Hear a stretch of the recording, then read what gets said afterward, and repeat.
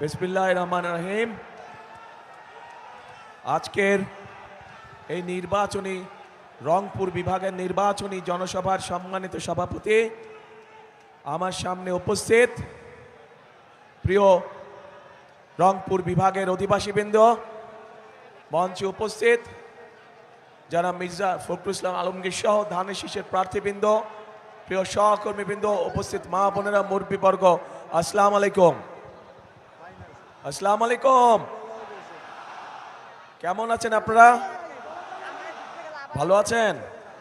কিন্তু আমরা চাই আপনাদেরকে আরো ভালো রাখতে ইনশাআল্লাহ।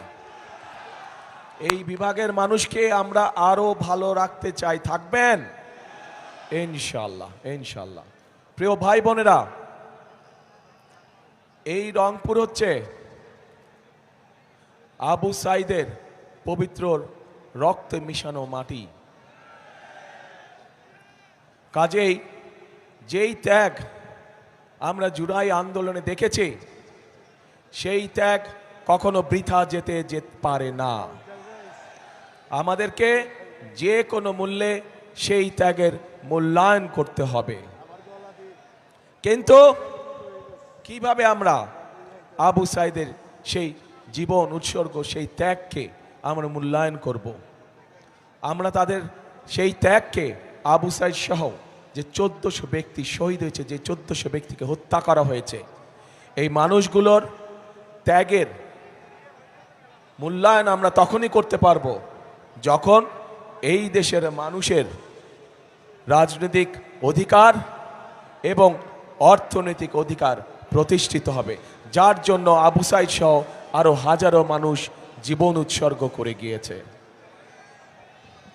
প্রিয় ভাই বোনেরা, আমি বিশ্বাস করি, অনেক মানুষ বলে যে রংপুর এলাকা, এই এলাকা সহ পুরা রংপুর বিভাগের যে জেলাগুলো বলে যে গরিব অঞ্চল, কিন্তু আমি বিশ্বাস করি এই অঞ্চল হচ্ছে অত্যন্ত সম্ভাবনাময় অঞ্চল। শুধু দরকার সঠিক পরিকল্পনা, শুধু দরকার সঠিক ব্যক্তির, শুধু দরকার সঠিক নেতৃত্বের। তাহলেই এই বিভাগের আমরা আমূল পরিবর্তন করতে পারবো। কিন্তু সেই আমূল পরিবর্তন করতে হলে ওই যে বললাম, সঠিক ব্যক্তি এবং সঠিক নেতৃত্ব দরকার।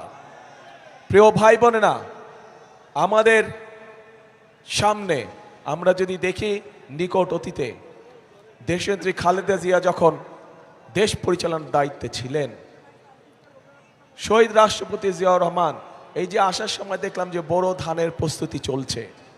শহীদ জিয়া এই দেশের শাসনভার গ্রহণ করার আগে এখানে বড় ধান হতো? মুরব্বীরা আছে জানবেন, ইয়াং ছেলেপেলে যারা আছে তোমরা হয়তো জানবে না, কিন্তু মুরব্বীরা জানে হতো না। এটি শহীদ জিয়ার অবদান, অর্থাৎ ফসল, বাড়তি ফসল শুরু হয়েছে। প্রিয় ভাই বোনরা, একইভাবে যদি আমরা দেখি, তাহলে আমরা দেখব যে দেশনেত্রী খালেদা জিয়া যখন দেশ পরিচালনা করেছেন, সেই সময় আমরা দেখেছি যে এই অঞ্চলের সবচাইতে বেশি সংখ্যক মানুষ দারিদ্র সীমা থেকে বেরিয়ে এসেছিল। কিন্তু বিগত 16 বছর ধরে আমরা দেখেছি যে আরও যতগুলো মানুষ দারিদ্র সীমা থেকে বেরিয়ে এসেছিল, তথাকথিত উন্নয়নের নামে লুটপাট হয়েছে, কিন্তু মানুষের ভাগ্য পরিবর্তনের জন্য সঠিক কোনো পদক্ষেপ গ্রহণ করা হয়নি। ফলে মানুষের কর্মসংস্থানের ব্যবস্থা হয়নি। ফলে নতুন মানুষের, সাধারণ মানুষের জীবনযাত্রা টিকে থাকার জন্য নতুন ব্যবসা বাণিজ্য, মিল, কলকারখানা কোনো কিছু এইখানে করা হয় নাই। প্রিয় ভাই বোনেরা, এই এলাকায় একটু আগে আমি আবু সাইদের বাড়ি থেকে আসলাম। আমি নিজেও জানতাম না যে সেইখানেও পর্যন্ত কয়লা আছে। আমি জানতাম দিনাজপুরে কয়লা আছে, কিন্তু আজ আমি শুনলাম যে সেখানেও কয়লা আছে। এই কয়লা যদি আমরা উত্তোলন করতে পারি, এই কয়লা দিয়ে আমরা অনেক কিছুর পরিবর্তন করতে পারবো। প্রিয় ভাই বোনেরা, আমরা সবাই জানি এই অঞ্চল হচ্ছে কৃষি প্রধান অঞ্চল। এই দেশের এই এলাকার মানুষ, ম্যাক্সিমাম মানুষ কৃষি কাজের সাথে জড়িত, এবং সেজন্যই আমরা দেখেছি যে বিগত 16 বছর যাবৎ সমাজের সব শ্রেণী পেশার মানুষের সাথে সাথে আমাদের কৃষক ভাইরাও কিভাবে অত্যাচার নির্যাতনের শিকার হয়েছে, কিভাবে কৃষিজাত পণ্যদ্রব্যের দাম মূল্য বৃদ্ধি হওয়ার ফলে কৃষকদেরকে বিভিন্ন সময় কষ্টের সম্মুখীন হতে হয়েছে। এবং সেই কারণেই আমরা হিসাব নিকাশ করে আমরা সিদ্ধান্ত নিয়েছি যে আগামী 12 তারিখে ইনশাল্লাহ ধানের শীষ সরকার গঠন করলে আল্লাহর রহমতে আপনাদের সমর্থন নিয়ে এই মুহূর্তে যাদের কৃষি ঋণ 10,000 টাকা পর্যন্ত আছে, আমরা সেই কৃষি ঋণ সুদ সহ ইনশাল্লাহ মওকুফ করব। সমগ্র বাংলাদেশে কৃষকদের 10,000 টাকা পর্যন্ত কৃষি ঋণ সুদ সহ ইনশাল্লাহ আমরা মওকুফ করব। প্রিয় ভাই বোনেরা, 12 তারিখে আপনাদের সমর্থনে ধানের শীষ 13 তারিখে সরকার গঠনে সক্ষম হলে পরে ইনশাল্লাহ আমরা এই যে ক্ষুদ্র ঋণ যারা রেজিস্টার্ড এনজিও থেকে গ্রহণ করেছেন, আমরা সরকারের পক্ষ থেকে এই ঋণ সেই এনজিওগুলোকে পরিশোধ করে দেব, আপনাদের পরিশোধ করা লাগবে না। এই অঞ্চলের মানুষকে সেই ঋণ পরিশোধ করা লাগবে না।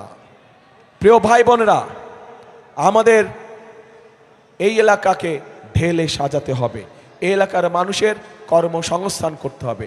এই এলাকায় প্রাকৃতিক সম্পদ যেরকম আছে, এই এলাকায় একই সাথে সবচেয়ে বড় সম্পদ কৃষি আছে। কাজেই আমরা যদি বাংলাদেশের খুলনা অঞ্চল, বাংলাদেশের চট্টগ্রাম অঞ্চল সহ ঢাকা অঞ্চল সহ যদি ইন্ডাস্ট্রিয়াল বেল্ট হতে পারে, তাহলে অবশ্যই কেন এই রংপুর বিভাগ সহ রংপুর, দিনাজপুর, ঠাকুরগাঁও, পঞ্চগড় এলাকায় কেন তাহলে কৃষিজাত পণ্যের ইন্ডাস্ট্রি হবে না?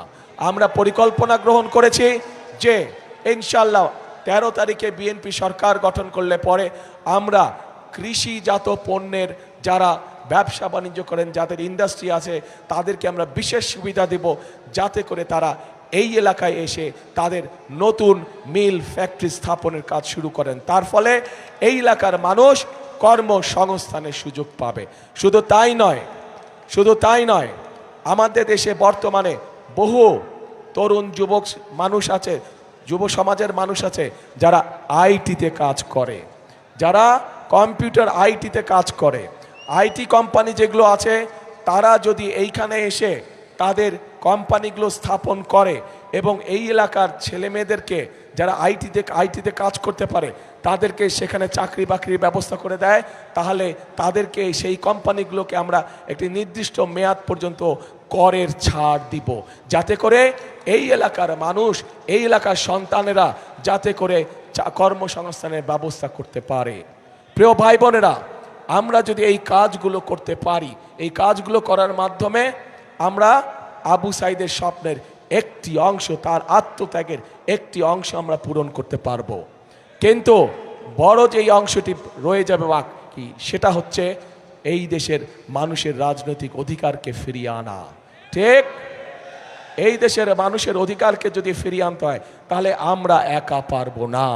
কারণ 2024 সালে 5ই আগস্ট যে পরিবর্তন হয়েছিল, সেই পরিবর্তনের কোনো রাজনৈতিক দলের দ্বারা হয় নাই, কোনো নির্দিষ্ট কোনো রাজনৈতিক দলের দ্বারা হয় নাই। সেই পরিবর্তনে এই দেশের সকল ধরনের মানুষ, শ্রেণী পেশা নির্বিশেষে সকল মানুষ অংশগ্রহণ করেছিল বলেই সেদিন সেই পরিবর্তন সূচিত হয়েছিল। এবং এই পরিবর্তনকে যদি ধরে রাখতে হয়, তাহলে প্রিয় ভাই বোনেরা, উপস্থিত প্রিয় ভাই বোনেরা, আপনারা সহ বাংলাদেশের জনগণকে সামনের কাতারে এসে দাঁড়াতে হবে।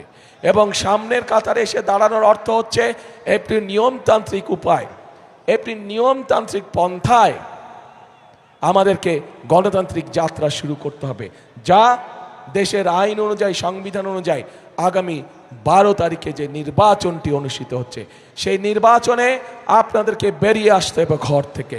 সেই নির্বাচনে ঘর থেকে বেরিয়ে এসে আপনাদেরকে আপনাদের অধিকার প্রয়োগ করতে হবে। এবং এই অধিকার প্রয়োগ করার মাধ্যমেই আপনারা সঠিক ব্যক্তিদেরকে নির্বাচিত করবেন, যারা আপনাদের এই এলাকার উন্নয়নের জন্য কাজ করবে। প্রিয় ভাই বোনেরা, আমাদের দেশের জনসংখ্যার অর্ধেক হচ্ছে নারী। এই অর্ধেক নারী সমাজকে আমরা যদি পিছনে ফেলে রাখি, সাথে না নেই, তাদেরকে যদি অর্থনীতির অংশে পরিণত না করি, তাহলে কোনোভাবেই দেশকে সামনে এগিয়ে নিয়ে যাওয়া সম্ভব নয়। সম্ভব হবে না। এবং এই প্রিয় ভাই বোনেরা, এখন এই পরিকল্পনাগুলোকে যদি বাস্তবায়ন করতে হয়, আমরা তো বাস্তবায়ন করব আল্লাহর রহমতে। আপনাদের সমর্থন নিয়ে আমরা সরকার গঠন করলে আমরা একটা পরিকল্পনা বাস্তবায়ন করব, কিন্তু সেই পরিকল্পনা বাস্তবায়নে আপনাদের সাহায্য ছাড়া তো করতে পারবো না আমরা। আমাদের সংক্ষেপে আমাদের পরিকল্পনা কয়েকটি পরিকল্পনার কথা আপনাদের সামনে তুলে ধরেছি। এখন আমি আপনাদের কাছে জানতে চাই, আমার জানতে ইচ্ছা করছে, আমাদের পরিকল্পনাটা বললাম, প্রিয় ভাই বোনেরা আপনাদের পরিকল্পনাটা কি? হ্যাঁ শুনি না, আরে ভাই শুনি না তো, আবার একটু জোরে বললে শুনে। রাইট, ধানের শীষ কবে? হ্যাঁ কবে? 12 তারিখ। কখন যাবেন? কখন যাবেন? একদম ফজরের ওয়াক্তে গিয়ে ফজরের সময় ওখানে জামাত আদায় করতে হবে, যাতে করে ওই 16 বছর যেমন নিশিরাতের নির্বাচন হয়েছিল, আমরা এবার আর করতে দেব না। 16 বছর যখন আমুর নির্বাচন হয়েছিল, আমরা এবার করতে দেব না। এবার হচ্ছে জনগণের পালা। জনগণ এবার সিদ্ধান্ত নেবে তারা কি করবে। কাজেই জনগণ, সকল মুসলমান, হিন্দু, বৌদ্ধ, খ্রিস্টান, যে যেখানে আছেন, সকল ধরনের মানুষ যারা ভোটার, প্রত্যেকে ভোরবেলায় গিয়ে ভোট কেন্দ্রের সামনে লাইন দিয়ে দাঁড়াতে হবে, যাতে করে কেউ কোনো ষড়যন্ত্র করতে না পারে। সতর্ক থাকতে হবে। প্রিয় ভাই বোনেরা, আরেকটি গুরুত্বপূর্ণ বিষয় আছে। আপনাদের নিশ্চয়ই মনে আছে, আজকে থেকে প্রায় 2.5 বছর আগে যখন স্বৈরাচার এই দেশের মানুষের কাঁধের উপরে চেপে বসেছিল, সেই সময় বিএনপি সংস্কার প্রস্তাব দিয়েছিল দেশের মানুষের সামনে। 31 দফা সংস্কার প্রস্তাব, মনে আছে? 31 দফা সংস্কার প্রস্তাব মনে আছে আপনাদের? জানেন তো? আচ্ছা, পরবর্তীতে আমরা কি দেখলাম, যে বর্তমান সরকার যখন আসলো, অন্তর্বর্তীকালীন সরকার আসলো, অন্তর্বর্তীকালীন সরকার এসে তারা একটি সংস্কার কমিশন করলো এবং বাংলাদেশের প্রায় কম বেশি রাজনৈতিক দলগুলোকে সেখানে আহ্বান করলো।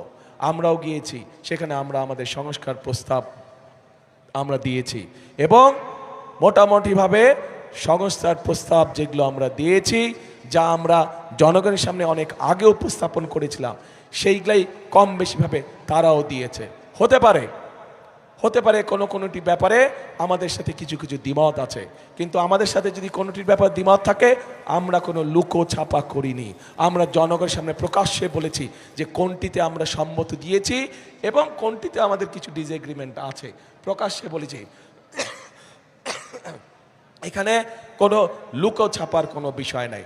এখন প্রিয় ভাই বোনেরা, এই যে 12 তারিখে যে আপনারা আপনাদের পরিকল্পনা সফল করতে যাবেন, একই সাথে আরেকটি কাজ করতে হবে।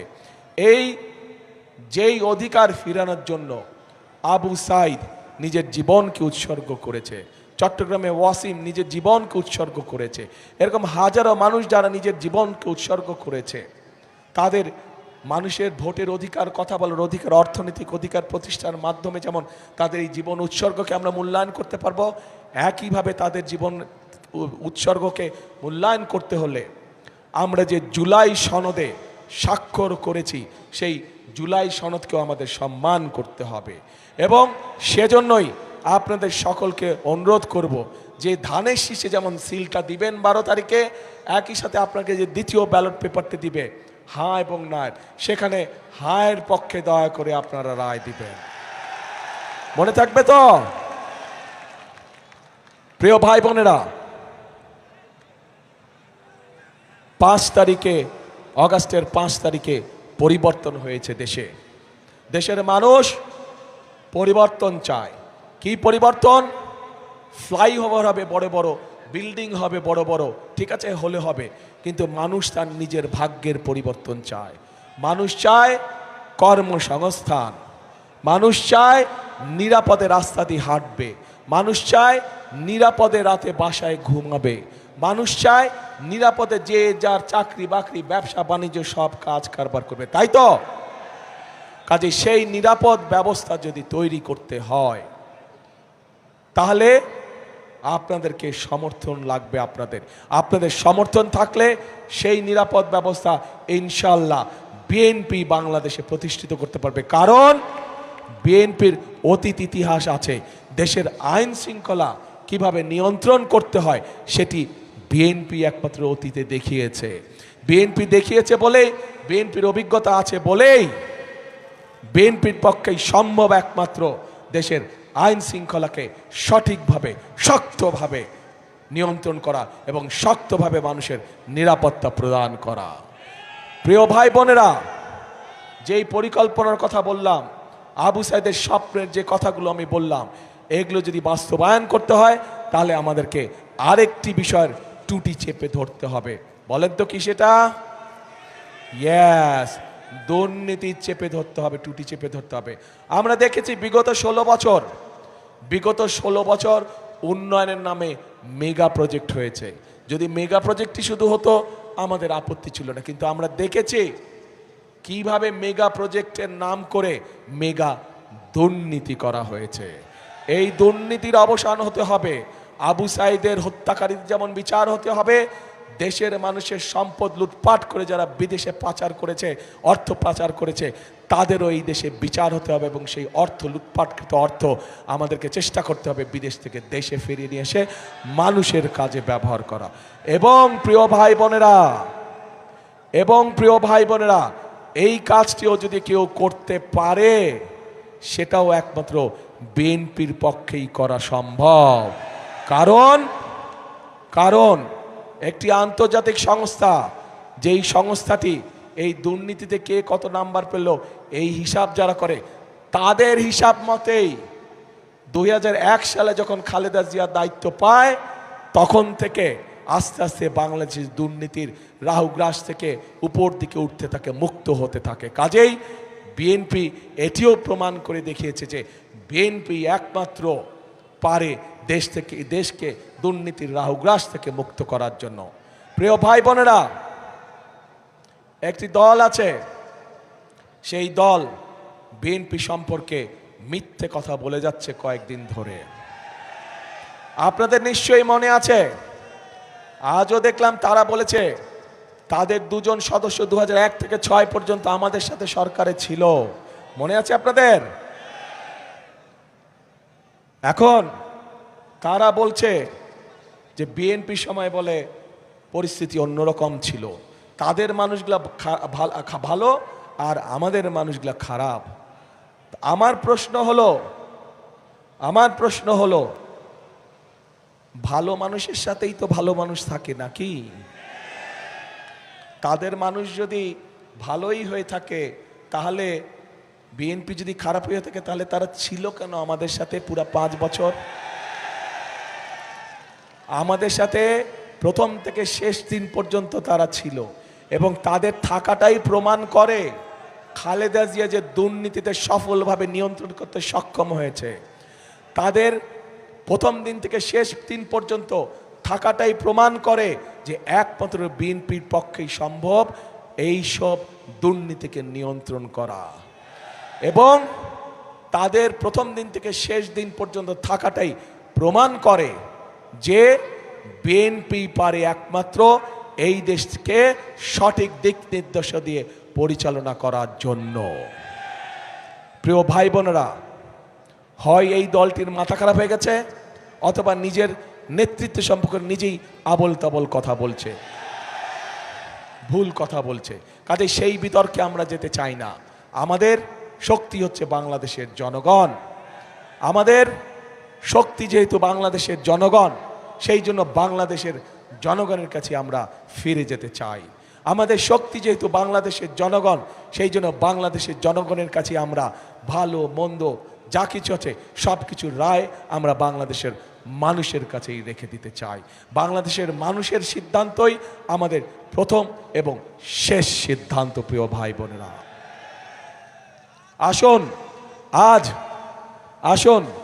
আজ সময় এসেছে ষড়যন্ত্রের জবাব দেবার। আজ সময় এসেছে শহীদ আবু সাইদের স্বপ্ন বাস্তবায়নের। আজ সময় এসেছে বাংলাদেশের মানুষের ভাগ্যের পরিবর্তনের। কাজে আসুন সব সময় সৎ সুযোগ সব সময় আসে না।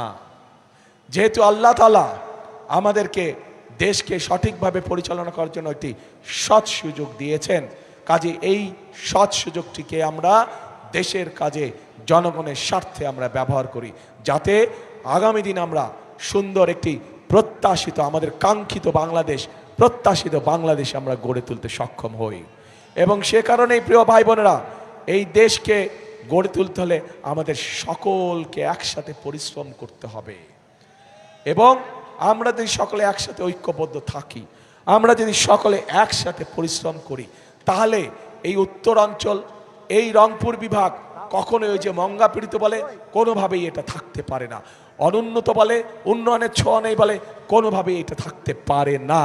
এই অবস্থার আমরা এইবারে ইনশাল্লাহ পরিবর্তন করতে পারবো, আপনাদের যদি সমর্থন আমাদের সাথে থাকে, আপনাদের সমর্থন ধানের শীষের পক্ষে থাকলে ইনশাল্লাহ এই পরিস্থিতির পরিবর্তন আমরা এইবার ইনশাল্লাহ করব। সেজন্যই প্রিয় ভাই বোনেরা, কথা আমি একটাই বলি, কথাটি আপনারা শুনেছেন, তারপর আপনাদের সামনে বলতে চাই। কি সেই কথা? সেই কথাটি হচ্ছে, করব কাজ, কে করব কাজ? সবার আগে বাংলাদেশ। করব কাজ, গড়ব দেশ, সবার আগে বাংলাদেশ। বাংলাদেশ ভালো থাকলেই ইনশাল্লাহ মানুষ ভালো থাকবে। বাংলাদেশের মানুষের অধিকার প্রতিষ্ঠিত হলেই বাংলাদেশ ভালো থাকবে। প্রিয় ভাই বোনেরা, আসুন আজকের এই নির্বাচনী জনসভার শপথ হোক আমরা আবু সাইদের সেই কাঙ্ক্ষিত প্রত্যাশিত বাংলাদেশ গড়ার কাজে ইনশাল্লাহ আগামী মাসের 13 তারিখ থেকে আমরা কাজে হাত দিব। এই হোক আজকে এই এলাকার উন্নয়নের জন্য, মানুষের ভাগ্যের পরিবর্তনের জন্য যাদের হাতে আমরা ধানের শীষ তুলে দিয়েছি, এবার তাদেরকে আপনাদের সাথে আমি পরিচয় করিয়ে দিচ্ছি। যে একটু তুলেন আপনারা সবাই, জি তুলেন, জি একটাই দেন। এই যে এই মানুষগুলোকে আমরা এই এলাকার মানুষের ভাগ্যের পরিবর্তনের জন্য দায়িত্ব দিয়েছি, ইনশাল্লাহ তাদেরকে আপনারা ধানের শীষ মার্কায় জয়যুক্ত করবেন 12 তারিখে ইনশাল্লাহ। আল্লাহ হাফেজ। বাংলাদেশ জিন্দাবাদ, বাংলাদেশ জাতীয়তাবাদী দল জিন্দাবাদ। আসসালামু আলাইকুম।